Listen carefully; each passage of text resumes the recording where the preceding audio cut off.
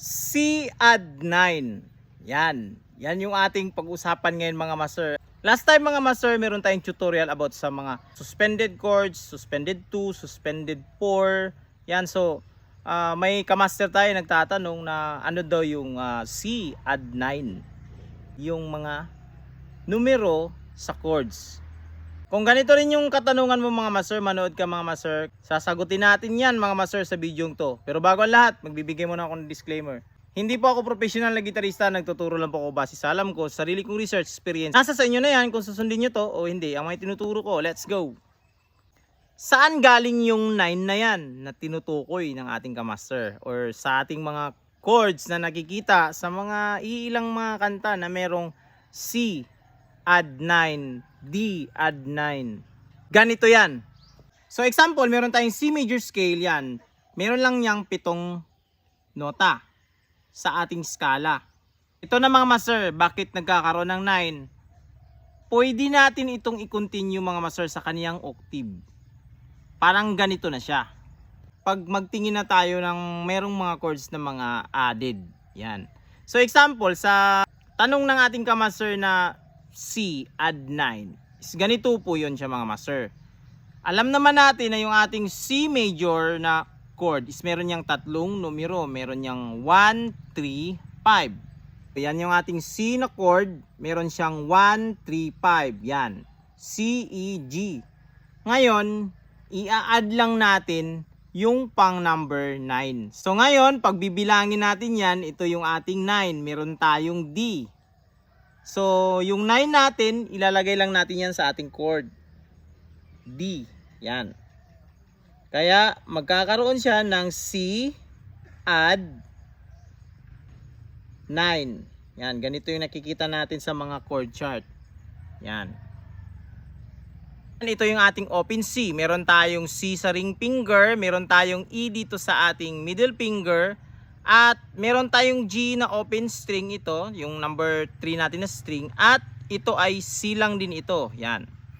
So, in majority, tatlong nota yung napapaloob sa ating C na chord na major. Ngayon, pag hahanapin natin yung D dito mga master is ganito na mangyayari kasi nandito yung D sa ating pinky yan. So, ganitong gagawin mo, parang G na bumaba ka. Kikita natin itong C add 9 sa mga kanta, 'di ba? Ganito. Yan yung ating C add 9 kasi kompleto yan yung ating mga nota. Meron tayong C sa middle finger, index finger, nandito yung ating E.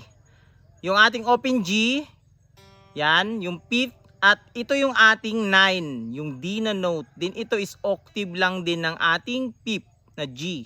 Yan. So ito yung ating C add 9.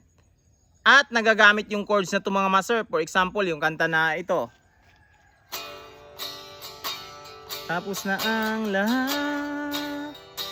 Yan. Ngayon, paano naman sa D? Pag sa D na chords, ganun din yung ating gagawin na formula mga master.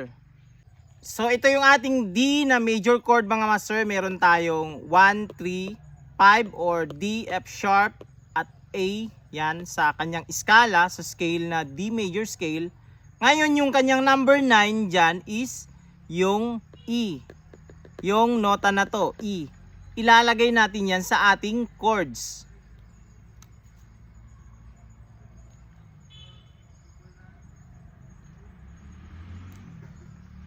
So, magiging ganito na yung ating D add 9. Meron tayong D, F sharp, A, at E.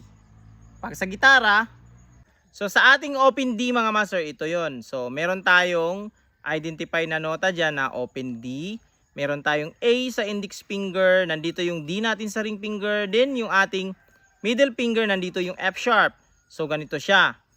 Ngayon, kailangan kompleto yung mga nota. Ang iba is binibitawan nila itong middle finger para makuha yung ating E. Pero magkakaroon siya ng kulang, nawawala yung ating F sharp. So ang gagawin natin mga master, para meron pa rin tayong third, yung F sharp, is pwede tayong maglagay dito sa 4th fret ng ating D string. Yan, ito yung ating F sharp. Yan. At yan, nakabitaw na tayo dito. Open na yung ating E dyan. So, ganito na yung gagawin natin.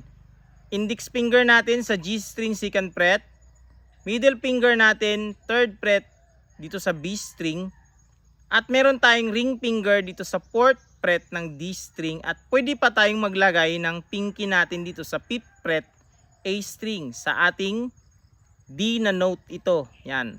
So ganito yung ating D add 9. Ito yung tunog niya. Yan. Magbibigay pa ako sa inyo ng example mga master. Example sa ating G na open chords. Ito, yung G. Pag hanapin natin yung ating 9 dyan, so ganito siya.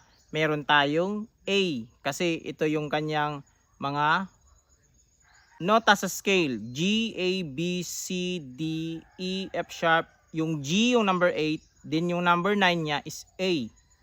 Ilalagay natin yan sa ating open chords. So sa open chords natin na G, ganito. Yan.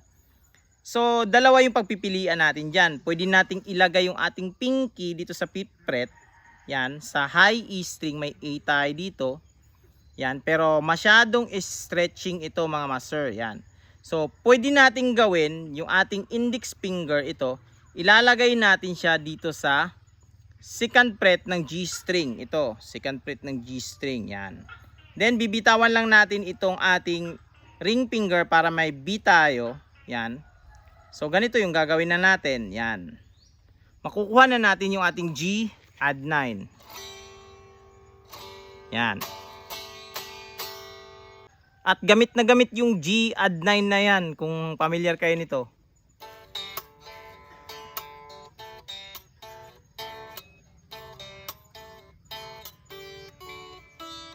Yan, yung unang chords na G. Yan, meron tayong A na note dito na nilalagay. Basta tandaan nyo to mga master, that merong add na mga nota is kailangan kompleto yung ating notes sa chords. Kumbaga sa triads niya wala tayong tinanggal. Hindi kagaya ng mga suspended 2, suspended 4 na tinatanggal natin yung ating third. Suspended kumbaga, yan. At pinapalitan ng 4th at 2nd. Kaya merong suspended 2, suspended 4. Sana mapanood nyo yun mga master. Yung ating tutorial about doon mga master sa suspended chords. Kung paano nangyari. So yun lang siya mga master. Sana nagkaroon kayo ng idea nito mga master. At huwag itong kalimutang i-share sa mga kaibigan nyo, kakilala nyo na mahilig din sa gitara. So hanggang dito lang. This is Mark Music. God bless you all. Peace out. So yan, katapos lang natin ang tutorial mga master. So dito tayo ngayon sa Magsaysay, Palawan, dito sa Balagan. Yan. Dito sa kaibigan ko, dito ako nakitira. So pansamantala muna tayong wala sa ating mini studio mga master. Yan. Pero pag magkaroon ako ng time mga masters, ganito gagawin ko, mag-tutorial pa rin ako. Yan, para tuloy-tuloy pa rin yung inyong mga ideya, makashare tayo ng mga ideya about sa gitara. Yan, so mga 2 linggo tayo dito mga masters. So makabalik tayo sa ating tutorial, sa ating mini studio. So magre-resume tayo ng ating online tutorial sa one-on-one guitar coaching. Yan. Para sa mga nagtatanong, update ko lang kayo mga master. So, maraming salamat sa patuloy nyo na pag-support sa ating channel. So, hanggang dito lang mga master. God bless you all sa lahat.